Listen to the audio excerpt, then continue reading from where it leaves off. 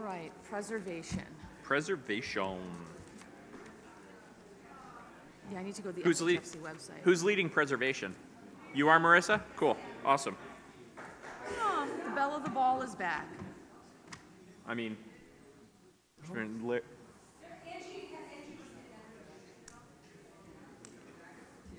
right.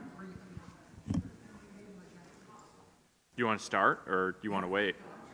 I don't care. We can start. We're going to begin. Anybody out in the hallway, please come in if you'd like to join us. We're going to begin. Is that okay? Yeah, that's great. I can send this to you out there. I know. Did I need the mic?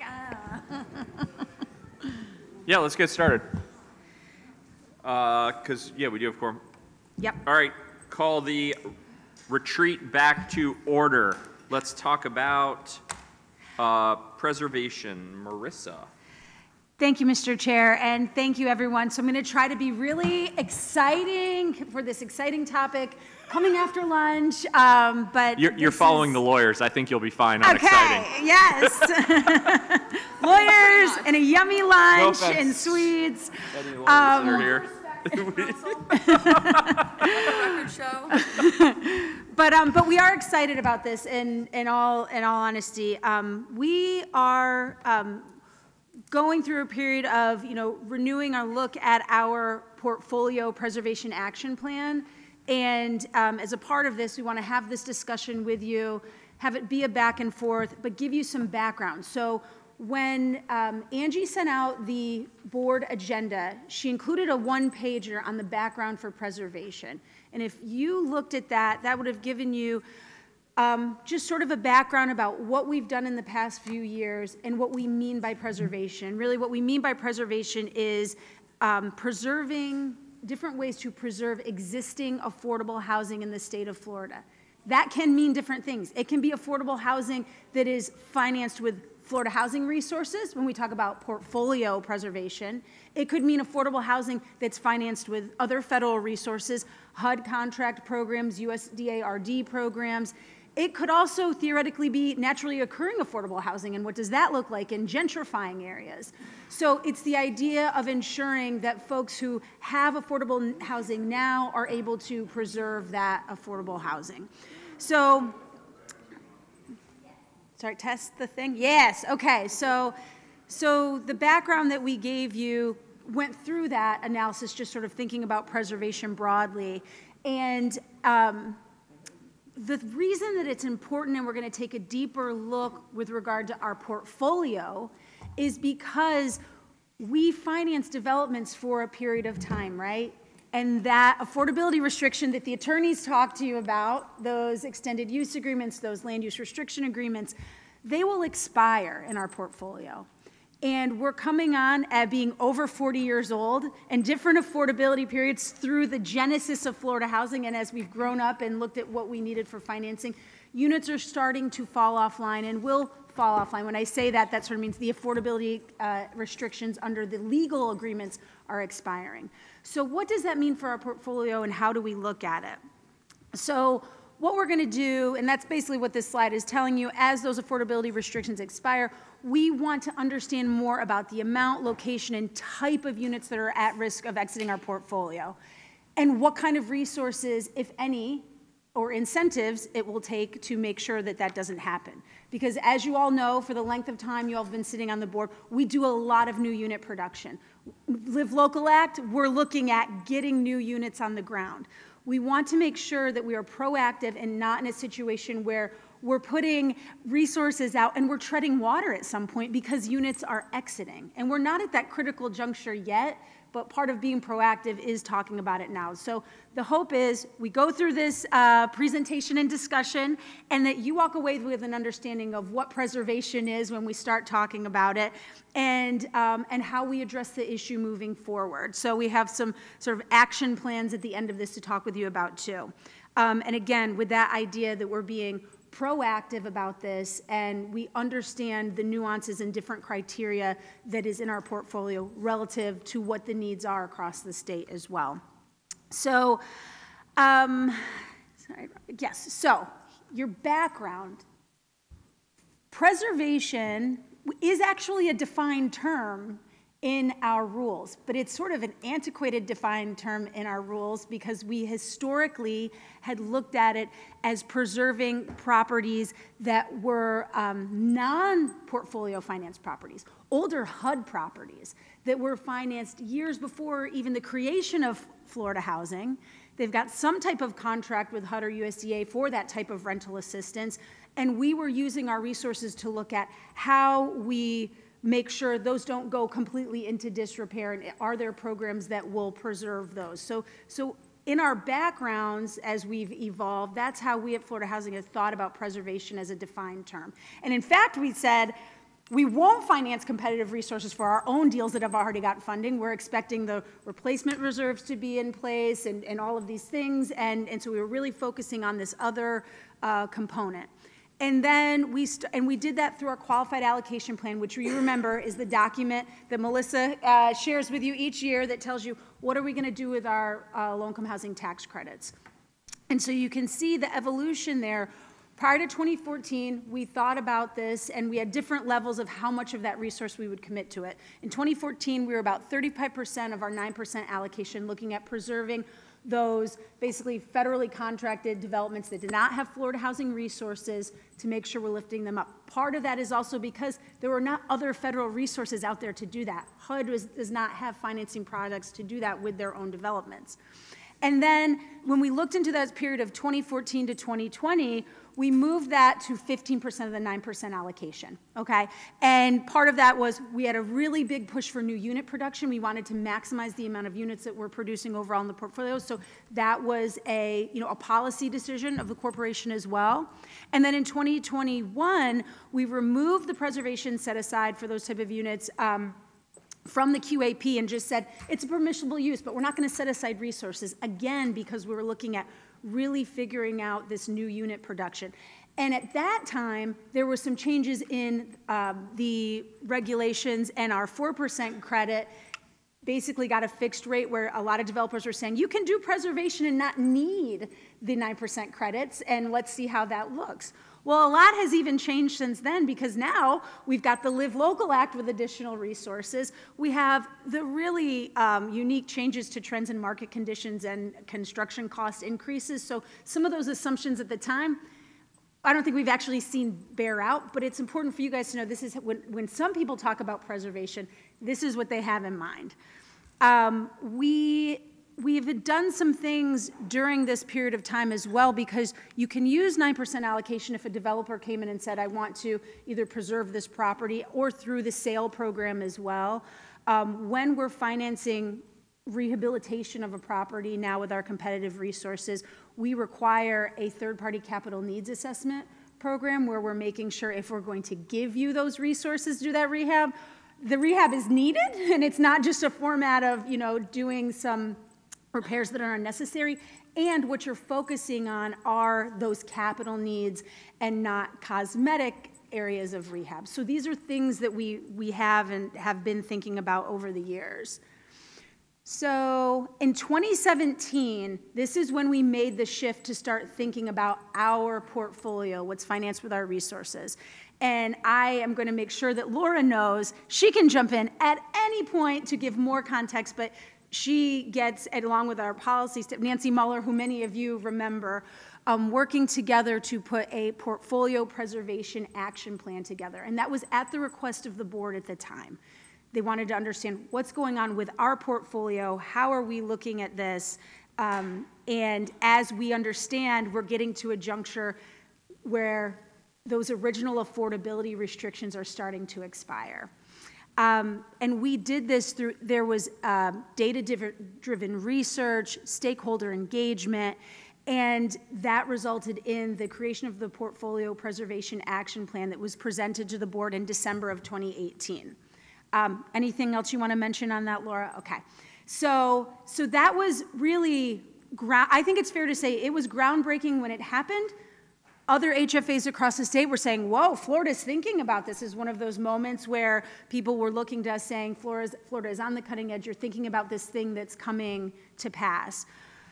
What the plan did was created a few different strategies, but that some of which were already available for us to start to implement in thinking about our portfolio, some of which are things that needed to be looked at in the future. And we're going to talk about those a little bit, but the one big thing to remember is this was December of 2018. And so a lot happened between December 2018 and now in terms of just, you know, capacity, resources, what happened with COVID and where our directions went at that point in time as well. And really, like, you know, just very, very big things. But there's a set of strategies that we looked at the time to be able to address developments coming out of affordability period and how and whether we should look at trying to incentivize those developments to stay in the portfolio. So what I'm going to do, I'm going to talk about the preservation plan a little bit more, and I'm going to show you some data that's been presented by Van Gettel, who is our amazing over our data management group. And so what you really get to see is what the numbers mean. But before you see the numbers, it's kind of good to have the context of how we're getting there, right? So the Portfolio Preservation Action Plan, there were strategies immediately available in the plan for developments. To use the SALE program to allow first mortgage recapitalization, and that was a pilot program through developments. They could use it. They could come and ask us for that if they were coming out and looking at, okay, can I use the program to do this? The use of the 4% housing credits and bonds to recapitalize at or after year 15, and also a viability analysis to determine how to provide any of those resources after year 30. And why those years are important is because our programs for what we do for the required set-asides, those are tax credit years, right? At year 15, you may be allowed to seek a qualified contract and potentially exit the portfolio. The extended use period for housing credits is 30 years. So and so when I say we're over 40 years old, that's what we're coming on. Our programs now go to 50 years affordability period for competitive and are still at 30 years. But these were strategies that were immediately available in the plan. And then we had strategies needing further development, using limited or full recapitalization with sale resources. So actually looking at not the programs that already exist, but adding competitive resources maybe in that way for developments. Doing a full recapitalization using 9%, which prior to this point, again, had not been utilized for developments that were originally funded in our portfolio. That was only the old style preservation, I'll call it. So this would be something new. And then analyzing it, whether or not certain developments should exit the portfolio depending on market conditions. And what do we mean by that? Because if you've been financed by Florida Housing and at the end of your affordability period, what the market is such that your rents would be essentially what market rents are anyway, that's meeting the market need, and you don't need to set aside the rents potentially. So it's a thought process that potentially there may be developments that are okay exiting the portfolio. So these were all strategies that are included in the plan for further thought, and they require review of the conceptual matrix for prioritizing how we look at those things. So in the plan, which you all had a link to, it's a lengthy document that we're not going to go over, but I want to give a shout out to anybody else that's listening in the audience. It's on our website under programs, under the subheading of preservation. There's a link to the preservation plan that we're talking about. This was the really, the meat of the plan, because what this does, and I'm sorry it's so tiny, but it should be in the printouts that you have. You can maybe read better as well. It's even tinier. Well, yes, I'm not going to read this whole thing either way, but it does give you an idea of the criteria and the depth of what we need to analyze for properties when they're coming to us at that period of time. So you're looking at risk factors that are identified, and those are things like the expiration of the affordability period, looking at our aging stock, the risk of going through qualified contract, and market condition opportunity. And what we have there is then tiers of where in those risk factors we put a higher priority.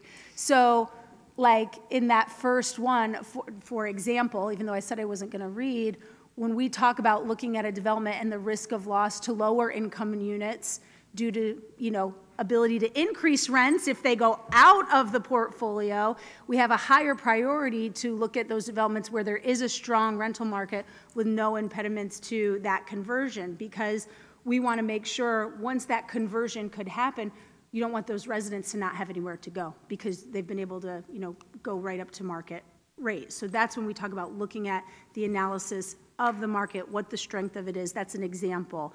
And again, this is sort of what we would call, I think Laura, a living, breathing document. We're like, these are things as market evolves and as our portfolio and conditions evolve, we need to continually take a look at this. I'm going to go to the next one because it was a 2-page matrix, and then we have general criteria for all projects. So looking at the demographics that are served, if we look at having a large chunk of units that are exiting the portfolio that have that family demographic and we have the need, how does that impact things?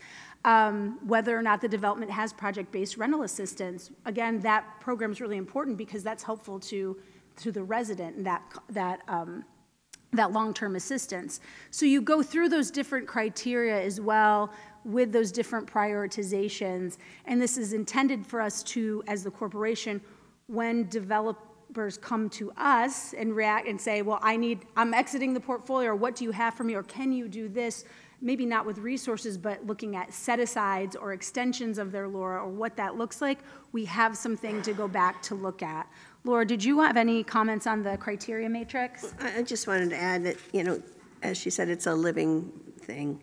And we understood when we went into this, we'd already had units on South Beach that we knew there was not enough money to keep those affordable. There wasn't anything you can do about it.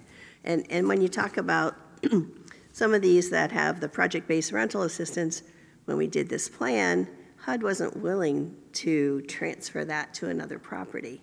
So that's a tool they've come up with. So we still need to probably workshop this some more and hopefully come up with some more priorities, or at least amend them.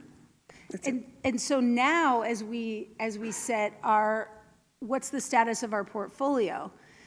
This bar graph shows you, I did say 5-year, I'm sorry, I didn't edit the top. It says 5-year periods. You have the first chunk is the 5-year period, and then following 10-year periods. So what this means is between 2024 and 2029, we will have just over 12,000 units exiting the portfolio. And when I go into all this data, I'm just going to jump in front of some of what your questions may be and say, we can get deeper for you. This is high-level portfolio, but if you're curious about geographic areas, demographics, set-asides, we are prepared to provide even more information, but this gets you the big picture. 12,000, just over 12,000 units in these next 5 years. And then as the years chunk out, you get higher there. It's going up, and we'll continue to be financing developments, but we split it up into demographics as well, and it's probably easier for you in your written materials to compare them. But when we talk about the next 5 years, a significant portion of that, just over 11,000 of that 12,000, are family set-aside units. It's a lot of family units. When we get to elderly, it's a smaller number. We'll be looking at 177 units. And I'm going to explain to you why the demographics, and I'm sorry about the colors. I also, they're a little jarring on the thing here, but persons with special needs, you get that amount. Less on homeless, 86 units, and then less on farm work, fishing worker. The reason that these are the demographics that are provided here is because statutorily, that's the demographics we're required to finance under the SAIL program as well. So we didn't just make up the demographics we're deciding to report to you on. That's a requirement of the resources we utilize, so that's how we're tracking that as well. And then when you look at these next slides, this is not demographics, this is AMI set-asides.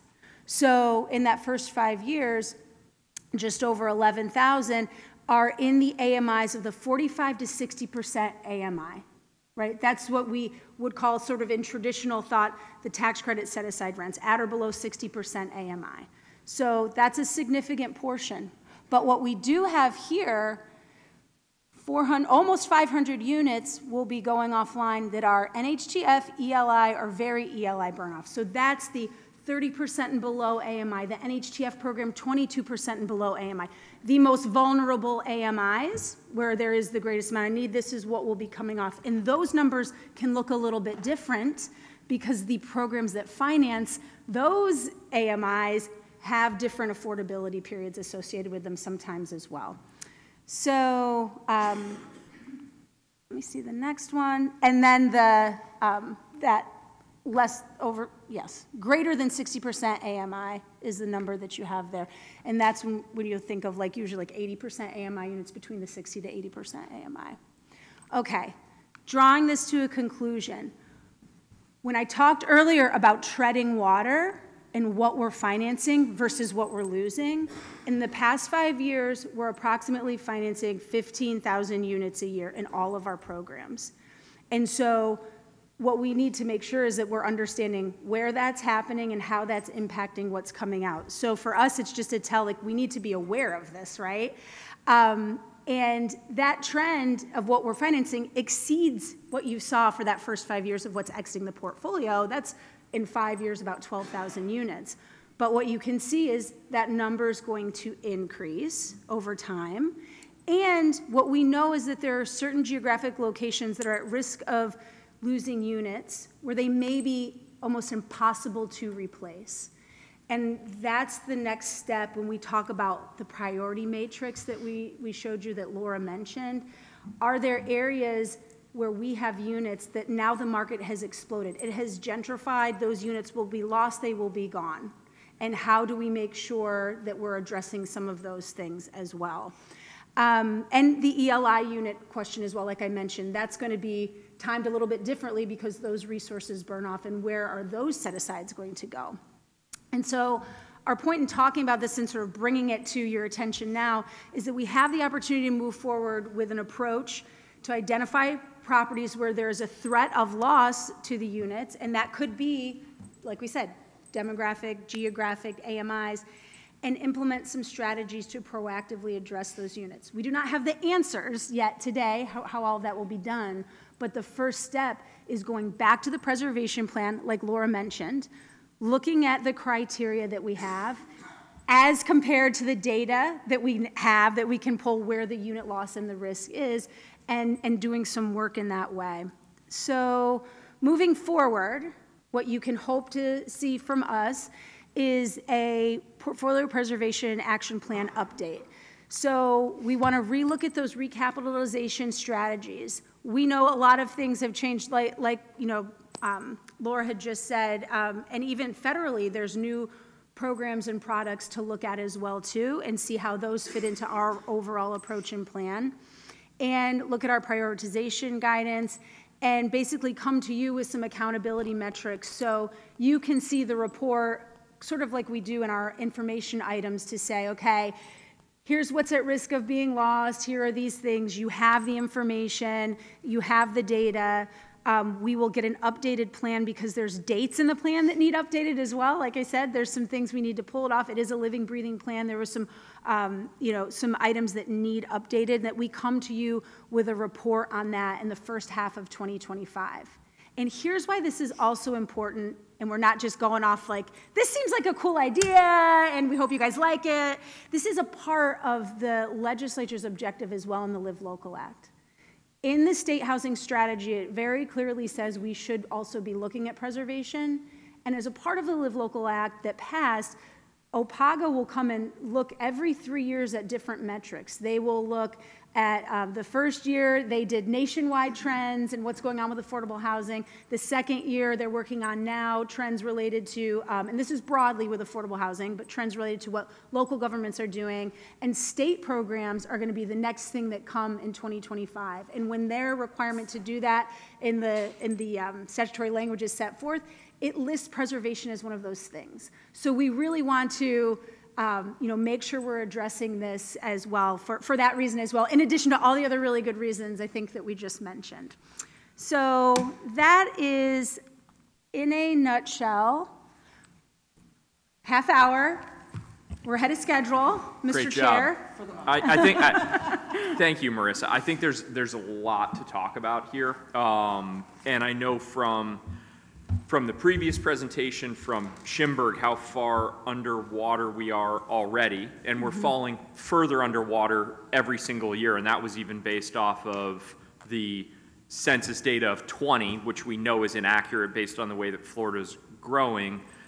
This, to me, is the low-hanging fruit for, and it also costs the least to maintain. So the quick math I did was we have to make it lucrative for the property owners to want to put the units or maintain the units in service or put them back in service.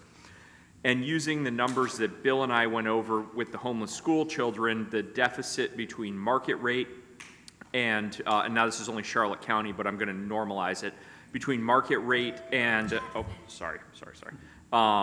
See, I'm nice. Larry move.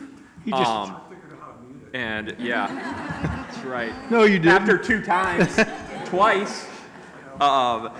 And There you are. so if we say we have $500 a month, just to generalize, deficit between an affordable unit and a market rate, that's $6,000 a year, and then we need to apply a cap rate to that from a landlord standpoint, and if you use 6 cap, and I'll defer to Deb if that's a right number, use a 6 cap for it, that's $100,000 per unit to make it worthwhile for someone to keep a unit in service for an extended period of time. And $100,000 a unit is far less than the new construction cost of it, so it's an easy way to do it. That $100,000 a unit times the 12,000 units that are coming out of service over that 5-year period, right? I think that's the 12,000 number, is $1.2 billion. So that's 200, and it comes out to $240 million a year for the next 5 years to keep all of these units in service. That's what makes the most financial sense. So, and it's also the best way to spend $250 million because it would cost $500 million to build those things new, at least. So I think it's important that we figure out a way to find enough money to do this because it's the easiest way for us to get more units. And I know it's a lot, it's $250 million, but it's $250 million instead of $500 million, maybe $750 million. And it's like a no-brainer from an equation standpoint. So that's the quick math I did for it. Can I point out one thing, though? And I am very grateful that you're considering putting preservation dollars to our portfolio, because it sure helps on the asset management side. But the tax abatement statute has much improved since this plan was adopted. We had, what was it, 50% after year 15? Yes. If you had over 90 units in Florida housing, and now it's 100%. And, do we have the first year already? Yes. First year already, still 90 units, I think. We've had just a couple deals exit through the qualified contract process, come back and ask us, could we please extend the EUA for another, year, 2 years, but short amount of time, because they think they're still going to get the uptick on the market rate, but it's worth it to the development community in some of these deals. And that's a part of the analysis in Yes. the plan of looking at where they're located, what tax incentives could do the trick or not do the trick, and I think where we stand to lose the most or least. So what's interesting about going through that process and then focusing on, to your point, where do we have resources? How do we prioritize where we deploy them? I think there's some interesting ideas or thoughts for the corporation to look at as we get into this in terms of source, because now we also do have the Live Local Act, right? So Live Local Act is new production, new construction, but we do have programs that have some program income that we have typically been putting into new construction. And as we look at this, perhaps there's an opportunity to make some type of recommendation with sources that would otherwise be used, but the point being, we've got some potential options to talk through, and we want to wisely look at making recommendations relative to that to you all that are data-driven as well. Marissa, several things in that kind of raise the question. If you have the income restriction expiring, the 30-year, most of what's going to expire is 30 years? Right now, what would you say, Laura? So if it's marked 4%, that's a 30-year. I don't really, Okay, so let's just. but so anything that- that's not 4% is a 50-year. Is the remaining amortizing debt gonna coincide or sync up with the expiration of the set-aside? Not always, All no. right, They'll come in for renegotiation. That means when you get to that, that developer still has more debt, they've leveraged it, they have more debt than the income restriction, and so their motivation is to up the market rents to finish out that, and we've got to get ahead of that with the incentive, and I think that's where Ryan was getting, and there's got to be some modeling there. And yes, it is much cheaper to rehab one, hopefully, if it's in the right kind of market, the right kind of dynamics, the right kind of locations. But after 30 years, do these units tend to look like housing authority units, HUD units, or do they tend to look like South Beach kind of units? So for the most part, they're not South Beach type units, Okay. but it's Class B, and they're not, depending on the owner. And are they functionally obsolete?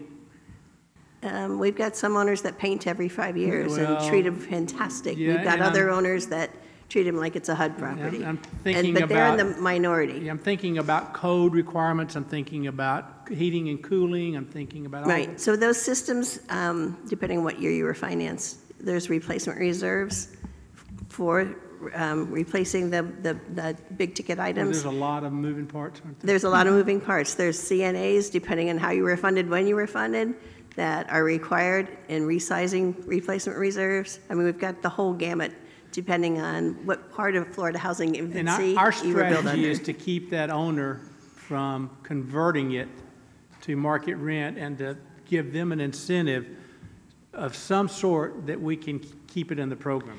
Well, that's where the matrix is really important, because it should help us focus our precious resources on those that are most important to us. Prioritize our Yeah. resources. Yeah. Leverage.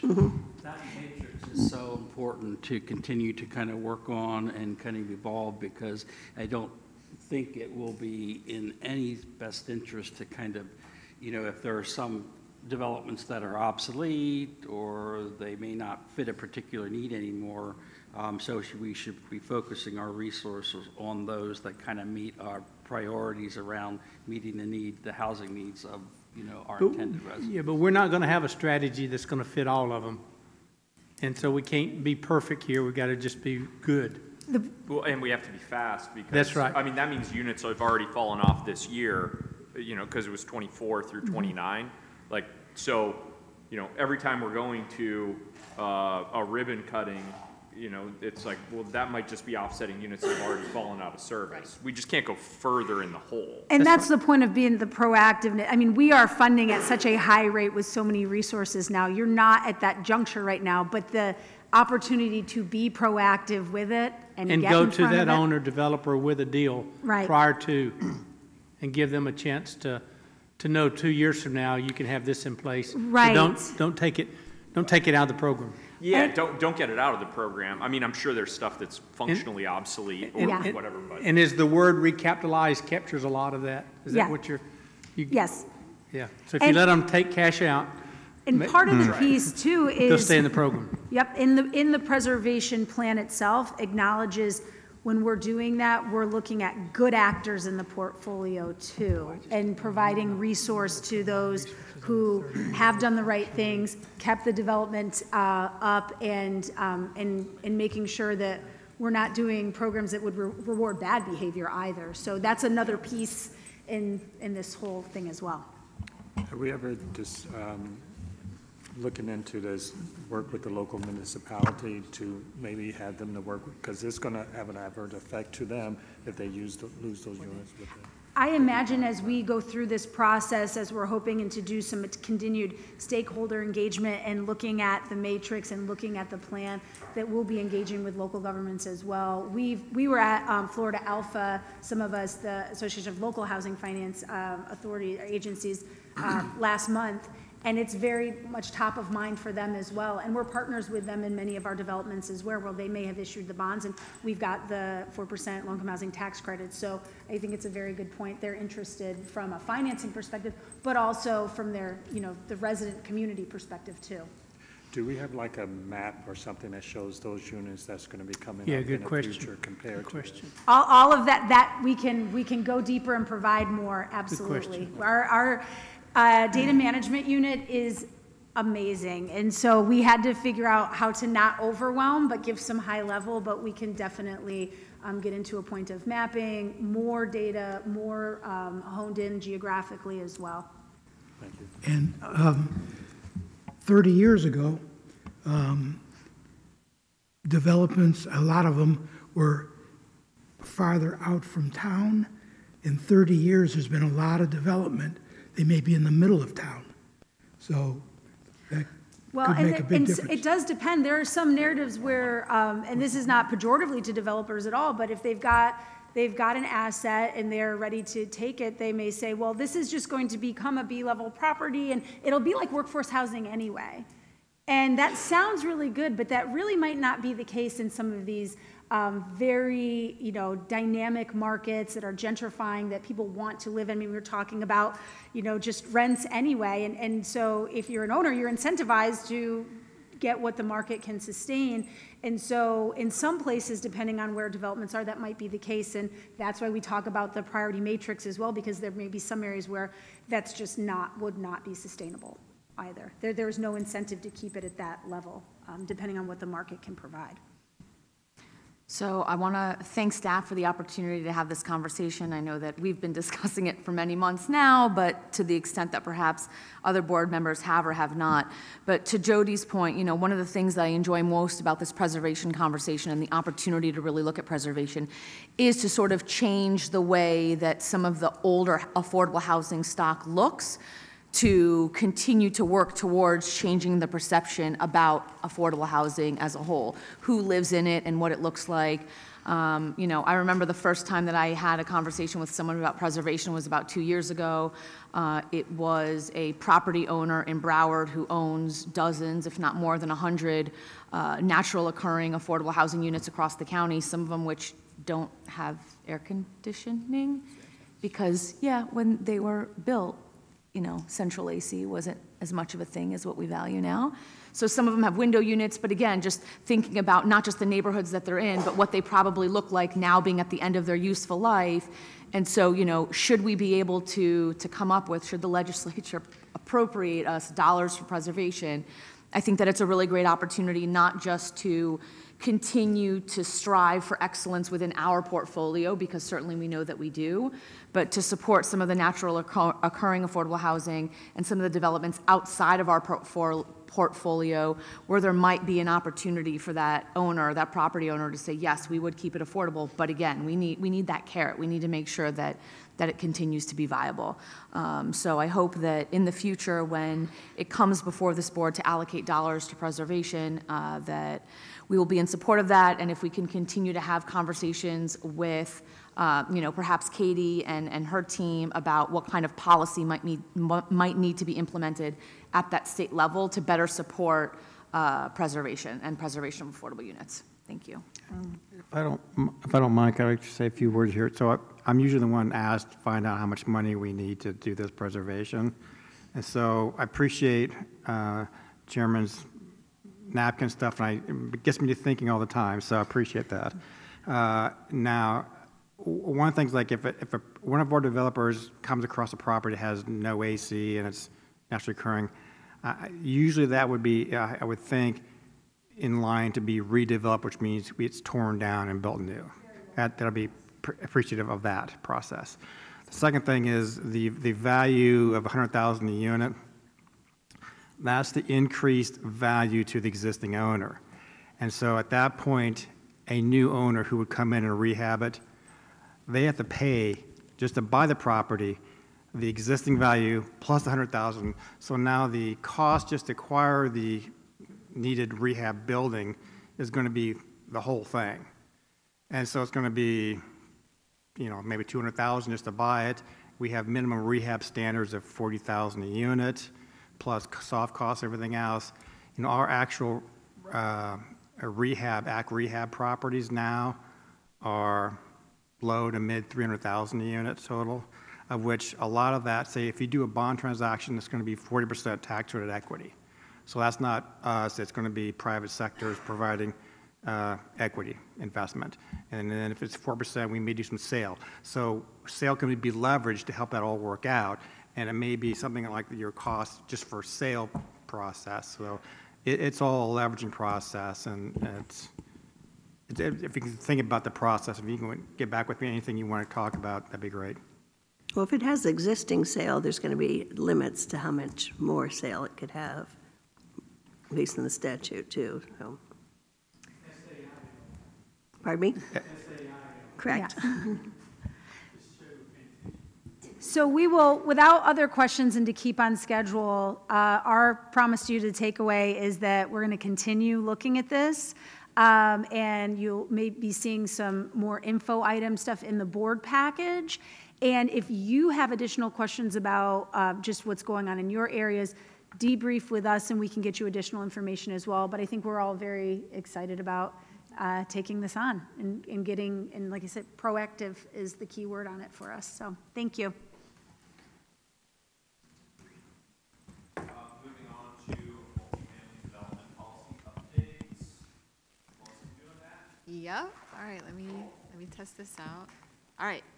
Okay, so the kind of the meatier part of the presentation will be about rental performance incentives and delivery timeframes. So I'm going to give a little bit of some background, and those slides will build up to that conversation about that topic. So the first thing is just an overview of our programs and our funding, our 9% housing credits. You all see all of these. You hear us talk about these funding sources as we present our timeline and our funding amounts to you for approval.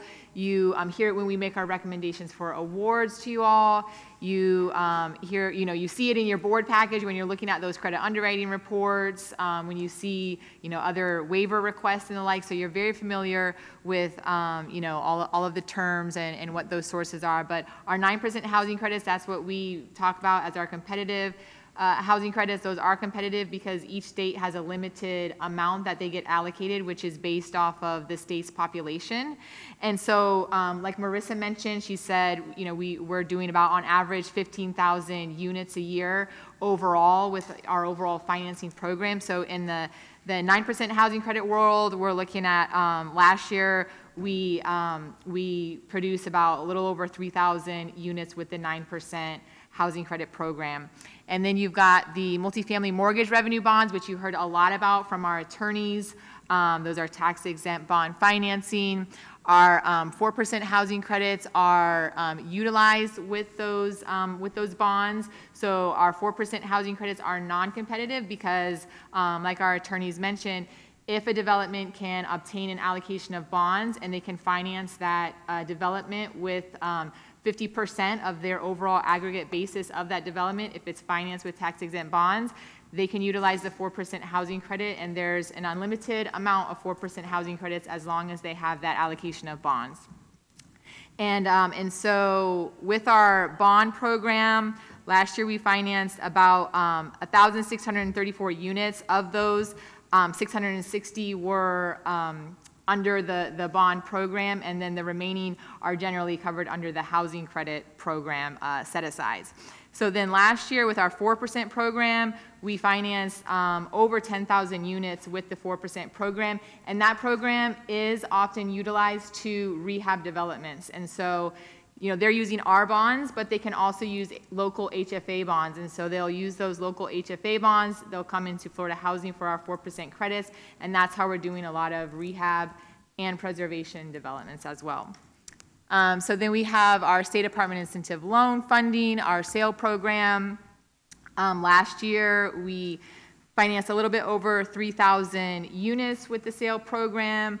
You all know that's appropriated to us through the State Housing Trust Fund, and this year, we were appropriated over $80 million, so that's exciting. We're, super happy about that.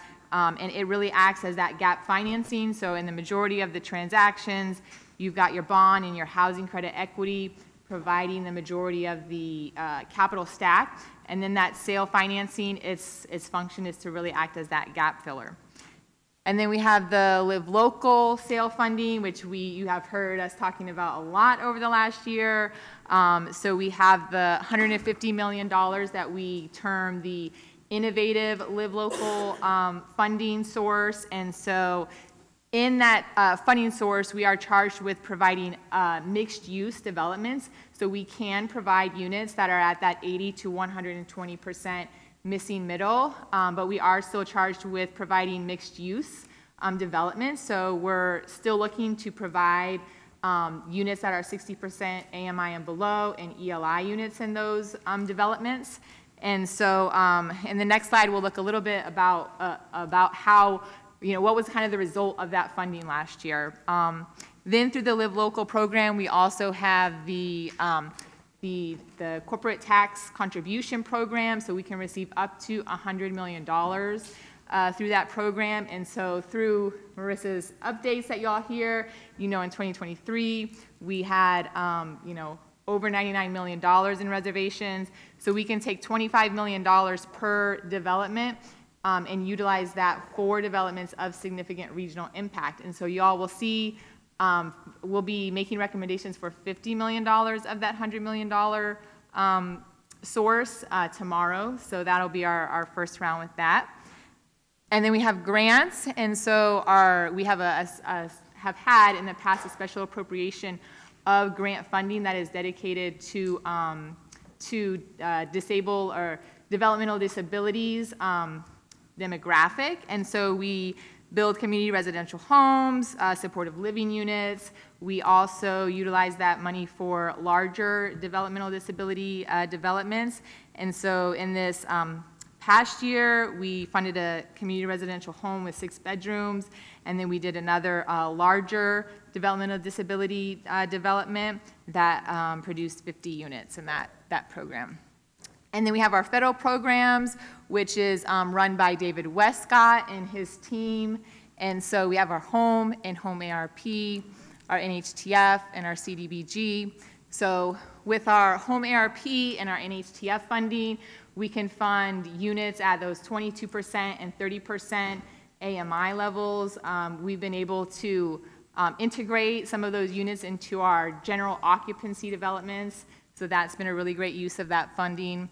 The home funding dollars, we typically wait until kind of after the summer months, and we see what type of hurricanes that the state has endured and what areas might need some funding for those disaster recovery. And then CDBG has been our disaster recovery funding. You have heard about David Westcott and his team working through with Commerce to do the subrecipient agreement. And so, so we have just issued those RFAs for Hurricane Ian and Hurricane Sally impacted areas. So next. Okay, so Live Local breakdown. Take a look at RFA 2023-213. So in this RFA, we allocate the majority of the $150 million under that innovative Live Local funding source. So we put out $100 million of the funding in this RFA. And so the RFA, again, is geared towards mixed income developments, but it also charges us with funding developments in specific categories. So you'll see here, I think this is the buzzer, yes. Okay, so you'll see here, there's different categories here that we funded developments in. So you have mixed use developments, so developments with commercial or institutional uses, youth aging out of foster care, publicly owned lands, you have elderly mixed use, you have urban infill, and so, so we funded deals within those specific categories to make sure that we're meeting the statutory requirements. It charges us to fund developments in those specific categories. So we funded almost the whole $100 million through this RFA. It was, I think, $300,000 or $400,000 short of the whole $100 million, but we funded 10 deals. You can see they're geographically dispersed throughout the state here. And you can see we have multiple deals in these categories over here. And then on our next slide, really, I think it's important to take a look at the different income levels that we are serving with this funding source, because really, you know, the difference between the regular sale funding and the Live Local funding is that we can fund those units that are in that 80 to 120% AMI category. And so you'll see here that we funded, with that 100 million, we funded 1,460 units. And so of that 1,460 units, we funded 684 of those units at that 80 to 120% AMI level. So that's 47% of the total units that are funded in that RFA. But then you'll also notice that we have developments that are at that 30% AMI level. So you got 170 units over here at 30% AMI, and you know, then more than half of the units are set aside at that 60% AMI and below. So it really giving us that mixed income, you know, mix of incomes that we're looking for in this program, and it has allowed us to utilize the funding to get some of those missing middle 80 to 120% AMI units that we can't get with the sale, normal sale funding. In a normal sale, you know, like if you look at the awards from a normal sale RFA, you're looking at, you know, maybe 10% of the units are at 80% AMI, because under the sale program, the only way to be able to utilize the 80% AMI level is if you use housing credit average income. That's the only way to get up to that 80%. So that is a breakdown of that. So now RFA cycle timing. So we kind of think of the timing as a kind of a school year. So we really start issuing RFAs in those summer months, but we start our cycle really in that, you know, end of the year or beginning of the year. So December, January, we're going to have a general RFA workshop. So we're going to set the tone for the year. We're going to talk about initiatives that we might want to pursue. We're going to talk about changes that we're looking at. The developer stakeholder community has a chance to, you know, provide us with feedback. They also, you know, have a chance to, you know, provide us with ideas that they might have. It gives them a chance to plan for applications that they might want to submit once they know what we're thinking for the year.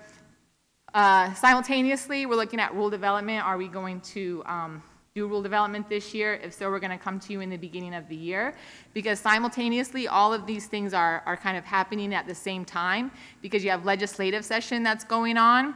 Every 3 years, we have our market needs assessment updated. And so if it's that we're on that third-year cycle, that's occurring through those months. And so all of those things kind of culminate in the summer months. So we, you know, get through our general RFA workshop, we get through our rule development, we know what funding we have because the legislative session has ended, and then we're going to come to you and present those awards and our funding amounts, and not our awards. We're going to present to you our funding amounts and our RFA timeline that late spring, early summer. And then from there, we're going to kick off our RFA cycle. So we're going to issue our geographic-based RFA. So tomorrow, you'll see awards for those for our 9% geographic RFAs. So we issue those in the summer months, typically, sometimes the fall. Last year was our first year in our Live Local RFAs. So those are generally going to be issued in the summer and fall.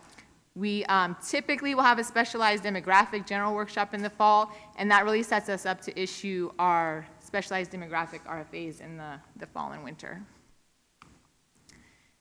And so the timeline, so this is really going to set us up to talk about those rental development incentives and timeframes. So if you look at, you know, a development cycle, the timing, you know, how does it go through our process? And you heard from our bond counsel, you know, really about the complexity of those transactions and what they have to go through. But from a housing credit perspective, you know, what does it have to go through? So first, you know, you all see it first. You get the preliminary awards. We present them to you for approval. You approve those. There is a time for litigation. We've been able to invite deals into underwriting that are not affected by litigation so that we can keep those deals moving. But there is that time for litigation. If there is litigation, we'll come back to you and present any recommended orders for your approval, and then all of the deals can be invited into credit underwriting. And so there's kind of two different tracks. There's the loans, and then there's housing credit. So if you're, on the sale, you have an award of sale, you have 1 year to get through credit underwriting and then be issued your firm commitment. From that time, you have 6 months to close on your loan. So you're really looking at an 18-month time frame from the time that you're invited into credit underwriting to the time that you would be required to close on that loan. The housing credit process, there's some additional steps. I'm not going to go through all of those. Those are kind of getting into the minutia of it. But the housing credit developments, they are governed by Section 42 of the Internal Revenue Code. So they, a requirement of the code is that the developments place in service, meaning they get a certificate of occupancy within 2 calendar years of the time that they get their carryover. So they have 2 calendar years to place that development in service. So really, from the time that they're invited into credit underwriting, we say you have a year to close on your limited partnership agreement, which is, essentially their financing for the transaction, so that we can realistically keep you on that 2-year track to be able to place the development in service. Melissa? Yeah. Do you see like any hang-ups? I mean, I'd gotten in the past some comments with regard to 8609s and the timing that it takes to receive those. I mean, can you touch on that? And that's sort of at the end of the whole process. And yes, definitely. Yeah. So our housing credit team has met with some representative of the stakeholder community, a smaller committee group from CAP. And so, right now we're in a process of kind of coming up with some different processes to make things more efficient. We just worked with them on kind of putting out frequently asked questions and how to make that process more efficient. And so, so those CAP members have just provided some feedback on that. So we'll go back and forth. One of their ideas was to really kind of take a look at the draw schedule to kind of compare costs, since that's like the last time that our underwriters have taken a look at the development. Before, we used to look at the credit underwriting report. So even that idea, I think, has sped up the process. If it has a loan, Florida Housing loan on it, we go and we say, okay, we're not going to go back to the credit underwriting report. We have the last draw schedule that we can look at to compare those costs and make sure those are in line. So they have continued efforts. We had some turnover in that area. So really, I would say in the last year, we started with a brand new team. So that team has done a really great job, getting up to speed. And so that's been, a process too, because, you hear from the attorneys how complicated the process is and the funding sources are. So learning all of that from the ground up, takes a little bit of time. So we've been doing a lot of training as well. So is it, I mean, because I don't really know, how complicated of a process it may be, but I know that, you have to deal with the IRS with regard to those forms, and I'm sure there's a lot of I's to be dotted and T's to be crossed. Is that really kind of the really issue? And I know you had to staff up, but I mean, like in the process itself, is that really the crux of the issue, or is there something else? Well, so the main purpose of the cost certification review is to make sure that they are meeting all of our rule requirements. So there are certain rules that general contractors have to follow. They cannot use an affiliated sub. They can't self-perform over a certain amount. They can't have subcontractors over a certain level. So automatically, if there's a rule violation, that slows your process down a lot. And so, so that's one of the main purposes, is to ensure that all of the rule requirements are met from the presentation, what we can tell from the presentation. And then, you know, we're making sure, you know, we're not the accountants, we're not going to go and vet all of the numbers, but we're making sure that, you know, you're following the code based on what we can see. And making sure that we're not allocating more credits than is necessary for the development. That's part of kind of the stewardship process of of our role, is making sure we're not allocating more credits than is necessary. So we have to put them through all the tests that they have, which is all presented in the cost certification. But if there are any you know, disagreements of that presentation, then, you know, that can slow the process down as well. So it's sort of a look back, right? And then you're going, you know, you're looking back and seeing what happened. Is there, it's just a suggestion, again, I don't know the ins and outs of it, but is there a way to check along the way as opposed to a complete look back, or is that just completely inefficient? Yeah, so the cost certification, it presents all of the costs of the project. And so we're not going back and saying, why did this, you know, overall, if you have a significant amount of cost increase, yes, we want to know, like, what happened in the project. And if it has our loan funding, then we should have a story of that. If it doesn't have our loan funding, then yes, we want to know, like, what overall happened. But we're, you know, not going to go back and say, you know, tell us why this cost increased by $5,000. So we're, you know, looking at it more on a holistic approach of what's going on, what happened on the project from your underwriting to now, without, you know, you having to, you know, tell us every single cost on this and an explanation for it. But is there a threshold where we do ask for documentation? Because sometimes we see $100,000 in one category, and you want to know, are we getting, and which, oh, by the way, the development fee or the whatever, the overhead fee also gets 15% automatically added to it. Yes. So now, and are we managing that properly? Yes. Is that the gist? That is a great question, because that's something that our development community has talked about a lot. Because there have been times where we have asked about cost increases that, you know, it might seem like we're getting into the minutia of things. So we're generally looking, like, just a general, like, not, you know, written in stone, but generally we're looking at, like, has something increased $100,000 or more, a line item. But sometimes, you know, we're, you know, as we talk through these things with CAP and through the stakeholder community, you know, is really analyzing, is it more efficient to look on it at a holistic, you know, a soft cost, like my soft cost went up by $500,000, why? You know, is it necessary to go line by line and say, tell me why this thing increased by 50,000 or 100,000? So that's part of the conversation with the stakeholder community as well. Any other questions?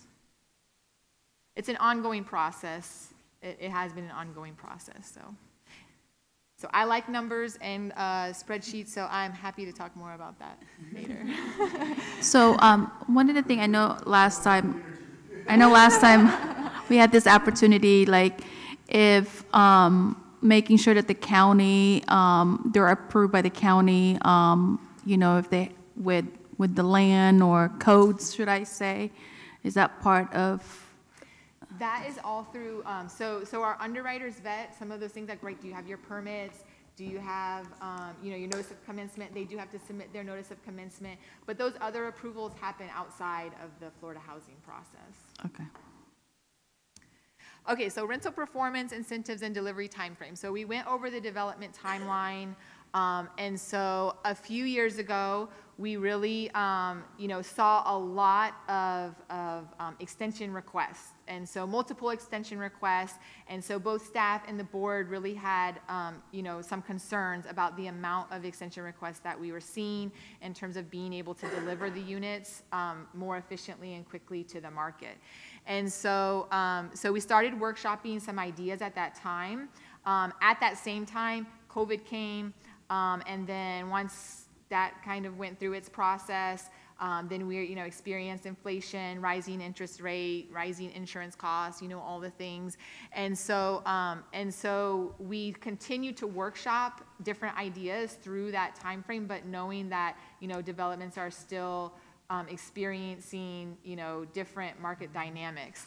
So that's also when we implemented CHIRP and viability. So when we implemented those programs, we did include an aggressive timeline. So it was like, right, we're providing you additional money to make your deal feasible through this time period, but you've got to be able to show that you can move quickly, you can get your permits, you can close on your financing. And so if they could not meet those timelines, there was consequences for future funding opportunities. So we even kind of started it during that time, even while we went through that. And so what really came out of that was, the first thing was that we limited the number of priority 1 applications that a principal can submit. And so I really kind of want to talk about the terms a little bit, because we use them every day, but just to kind of break them down a little bit. A principal, when we talk about a principal in the application, you have your applicant, and then under the applicant are all of the organizational structure, the entities that own the applicant entity, and down the organizational chart, and it has to end in natural people by the time that they get to the end of the principal disclosure. So they have 3 or 4 levels where they can disclose the companies, and by that 3rd or 4th level, it has to be all people, so that we know who's in the transaction. And so, real quick, does this close the loophole that we had when initially we changed the policy on this? Yes, it does, because I know Marissa knows what I'm referring to. Yes, okay, thank you. So when we talk about a principal, we're talking about all those corporations, all those limited partnerships, and it could be trusts, public housing authorities, and the people that are part of that applicant and developer organizational chart. And then when we talk about priority 1 applications, so what the process used to be is that you could submit as a principal as many applications as you want. So in response to an RFA, we could get 10 applications, we could get 15 applications from one principal.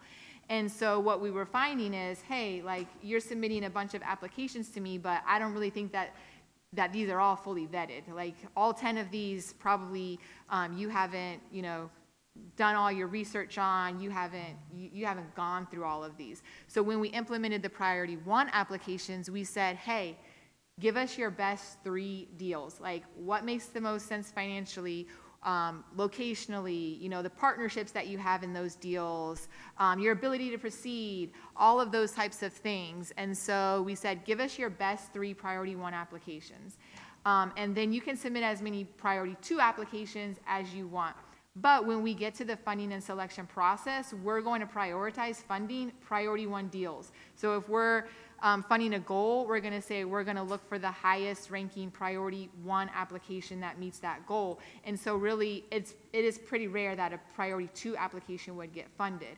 So the result of this is, like, in our RFA for small and medium counties that funds 9% transactions in small and medium counties, we used to get 175, 200 applications. Now we get about 60. So we think that was a pretty... Yes, exactly. Yes.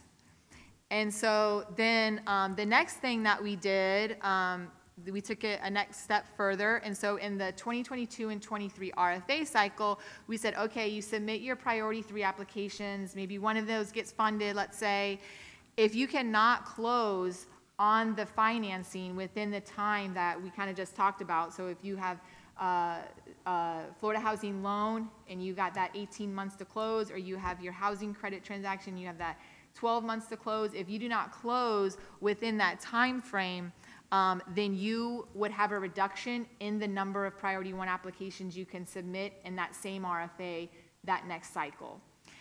And so then in the 2023-24 RFA cycle, so that would have been last year, we kind of increased the stakes a little bit more, and we said, if you don't close on that funding within those timeframes, then you're prohibited from submitting priority one applications at all. And so it's still kind of playing out. So this year, the 2023, oops, sorry, let me go back there. The 2023, this prohibition or this consequence, so to say, is kind of playing out. So, so in 201, I think 4 out of the 8 developments closed on time. That's our small, medium county. So half of them closed on time.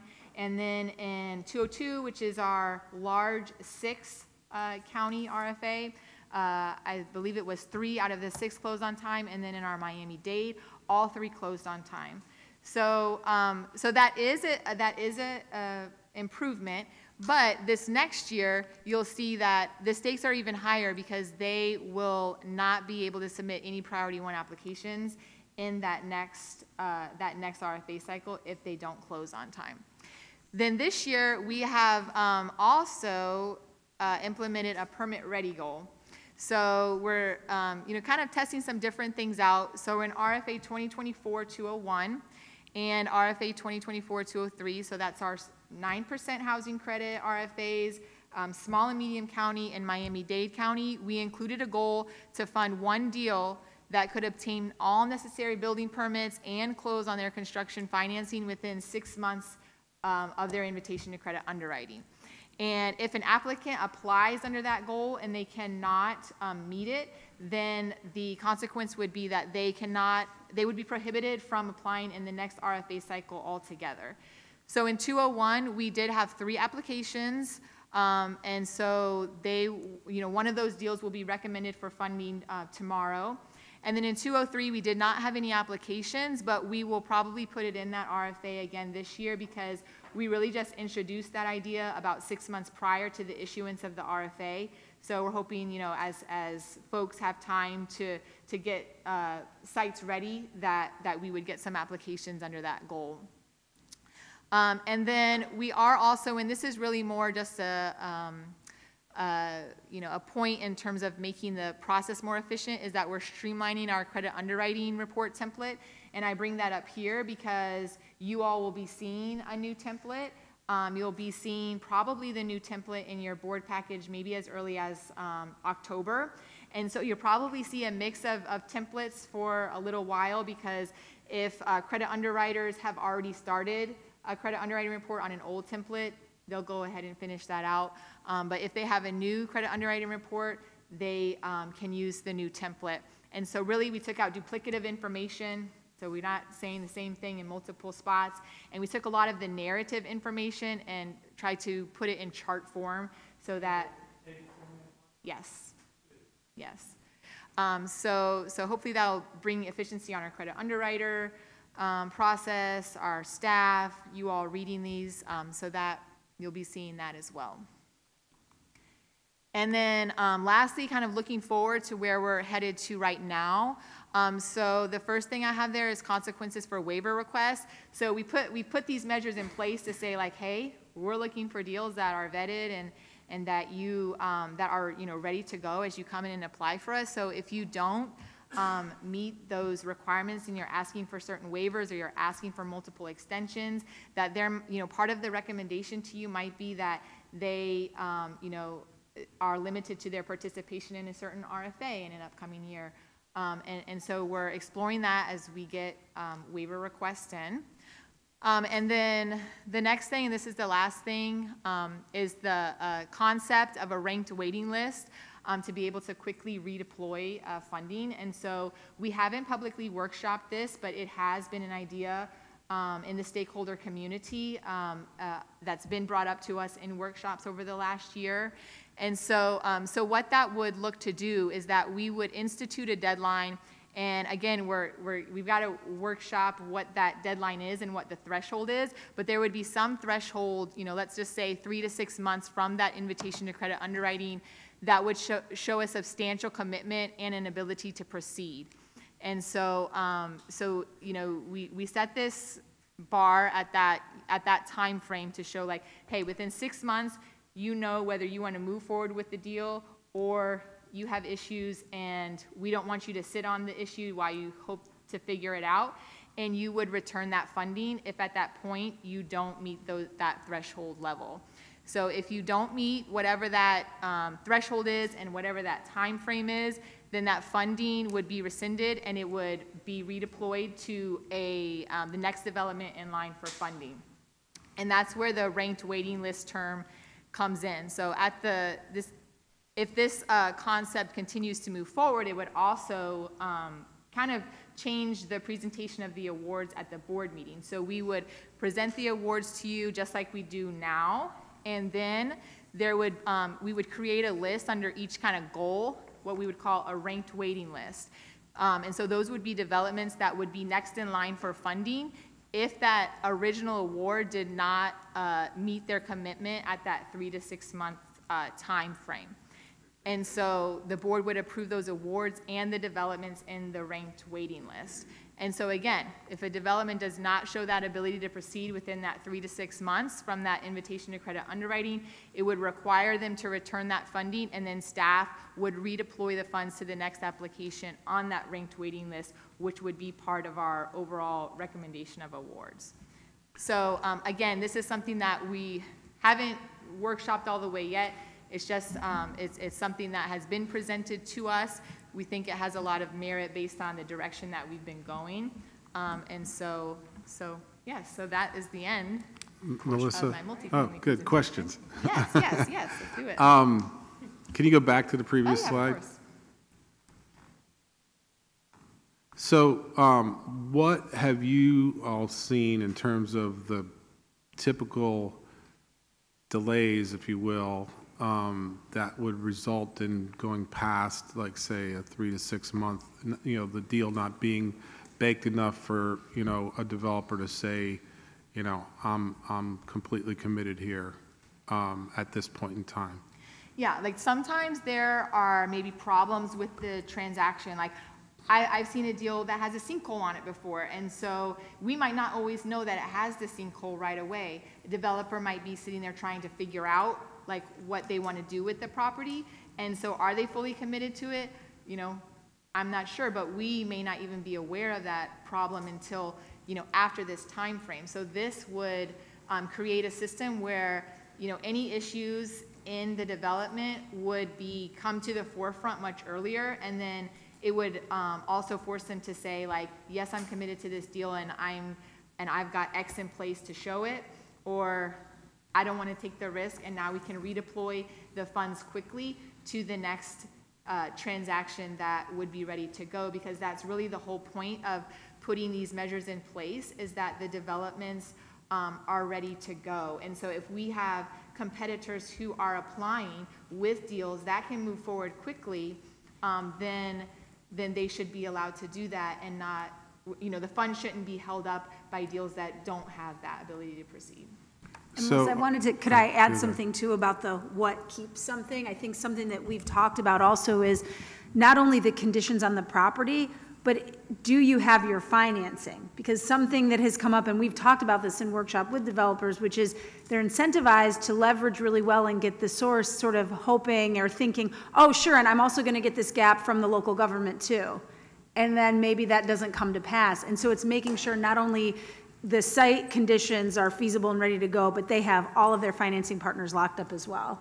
Yes, that's a very good point. And how does like a building permit come into play in this time period? Because I know that there's been on a number of occasions, and I can think of one specifically that was in Miami Beach, where there was like a lot of extensions to that particular project because they weren't getting issued a building permit in that case. Is that part of the ability to commit before going into underwriting, or is that something that? Yeah, so those concepts that are things that we still have to workshop, but like when I, kind of initially think about it, it's like, what can you show that you have really put significant resources into vetting your site, making sure, like, do you have your you know, your site analysis done? Do you have your plans done? Have you submitted those architectural plans to to your permitting office? You know, so right, some of those jurisdictions, right, the permitting process can be very difficult, but have you gotten to a point where you've submitted to get building plan approvals, you know, maybe something like that? So again, those ideas really have to be workshopped and vetted out a little bit more, but from like just a perspective of like, you know, what could we do that would be equitable to developments in different municipalities who have to go through maybe different, you know, cross different hurdles? You know, I kind of start to think about, you know, what do you have ready from your side in terms of making sure that the development is ready to go, you know, and getting at least your plan submitted so that you can start going through that approval process. Right, I think you said this, but this is really developing, I guess, a checklist, right? To prior to going into underwriting, and you have, say it's just 6 months to meet this checklist?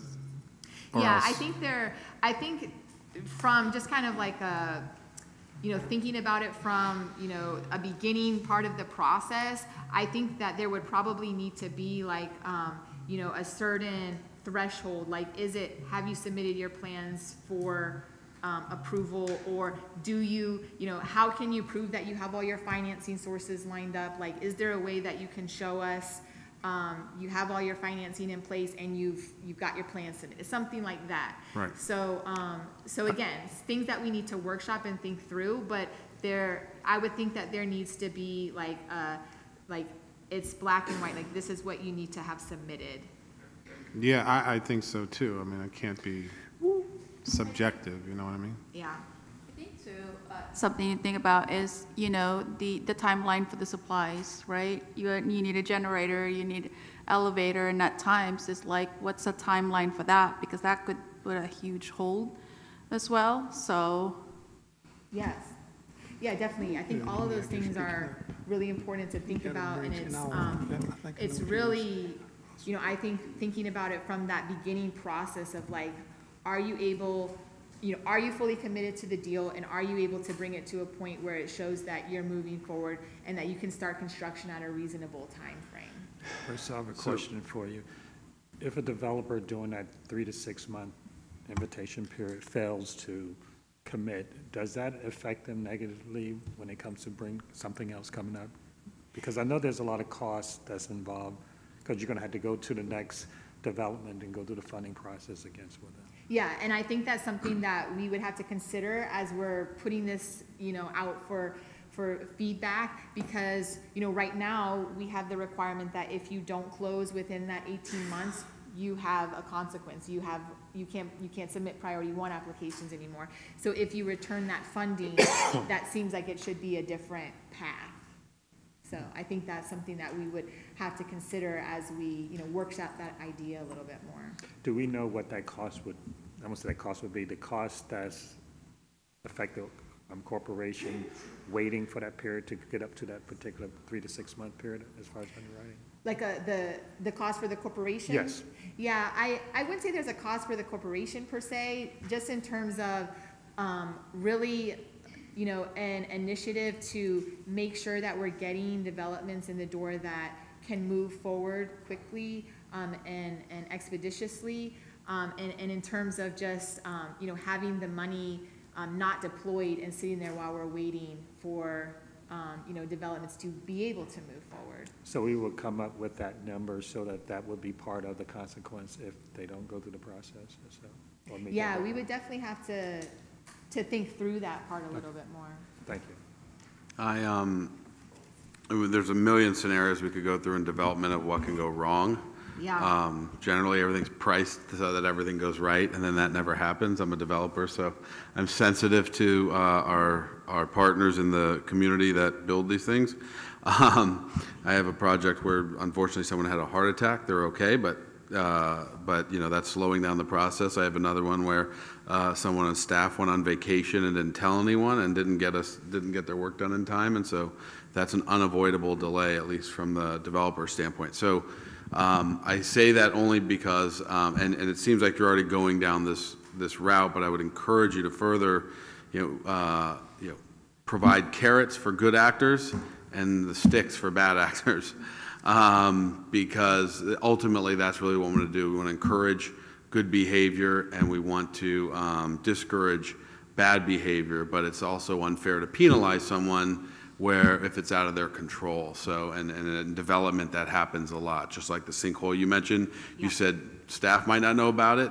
Well, at the same time, the developer might not know about it until after the fact. And so, but at the same time, we know from that Miami Beach scenario that was mentioned, like that was something that dragged on and on and on, and we could kind of put the, you know, connect the dots as to what was really going on there. So I like the direction it's going. I just want to encourage more thinking through that. You're not going to be able to think through every scenario, and it's never going to be certain. There's going to be qualitative points where you just have to make a gut decision or or ask us to make a decision on something, which is part of what we're here for, and to support you in that. But you're never going to be able to come up with a perfect policy here. We know that, and all the work that you do. So we're going to rely on staff to make some judgment decisions along the way of what's more appropriate, the carrot or the stick. I would just echo and support that, Melissa. There's going to be things where it's jurisdiction or municipality or county that is no fault of the developer, and we don't need to punish that. But then there's going to be other things where we're being asked to commit and being asked to show all our cards, and yet the developer still doesn't have the financing sources lined up. That's things, if that developer still wants to stay in the game, he needs to put more money, or she needs to put more money at risk. Yeah. And we'll give you that extension, but you know, if you're going to play that, you're going to have to put money at risk, and you're going to forfeit it if you don't meet the deadline. So there's probably it's a lot of gray area, and I don't know how we give staff that without getting challenged, you know, to the point that it becomes a problem. Is it and that sort of thing, or maybe you say, if you're missing these deadlines and as a result your costs go up, you're not eligible to get your 15% development fee on those increased costs. Something as simple as that. But I don't know how you put a matrix together, a table together, or what works or what doesn't. I don't know. That may have to be litigated, and we probably don't want to do that. That is our goal, to not create something that provides more litigation, looking out there in the crowd. But it is, I think, Melissa's been so thoughtful about this and trying to get that right. And we will work with the developer community as well, but it is reconciling the issue that you mentioned, Dev, to when is it incentive, when is it punishment, how do you differentiate? And then if we make a shift, doing it in a way that does not have a whole new level of suing or what have you, but this was all done from the original context of us getting the feeling from the board collectively, why are we getting all these extensions? And so get to that more shovel ready, while knowing that sometimes there's things that are unavoidable. And so, yeah. Let's also recognize that over the last few years, we went through unprecedented times with COVID and then the inflation that we had, which created stress on everything. So it was an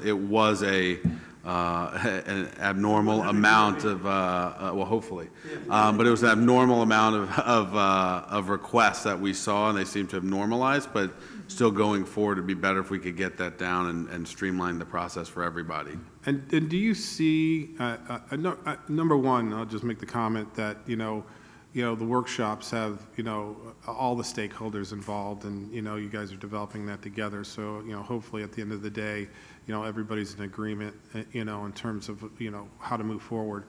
But my question is, we've seen, a number of things over the years as well where, developers are switching out their credits, right? And so is this really the source of the issue, the delay in, going to underwriting, which is delaying, being able to place in service, and therefore, developers coming to say, hey, I need to switch out my credits. Is that, am I getting that right, or? Yeah, the credit exchange on the credit side is the equivalent of the loan extension on the loan side. They're basically saying, I cannot, meet my placed in service requirements or my 10% test, so another regulation under that program is that you must expend 10% of the costs of the project within a year. And so if they cannot meet that, or they cannot meet their place in service, they're asking to refresh the credits so that they can extend those timeframes. Right, and then you guys may have explained this, and I'm sorry I'm asking so many questions. But what happens to the credits that are exchanged? Yes. I forget what Yeah, happens so to them. so basically what they say is, hey, I can't meet the requirements of this year's credit, so I'm gonna give you back my 2021 allocation, and board approved me for an allocation of the next year's credit. So when they come back to us, we have a year to reallocate those funds. So Okay. essentially, we're reallocating it back to them in a different year. Okay, thank you. All right, any other questions? Thank you, Melissa. Thank you, Melissa. We will take a 10-minute break and come back here at 2:45 to hear from Katie and Bill.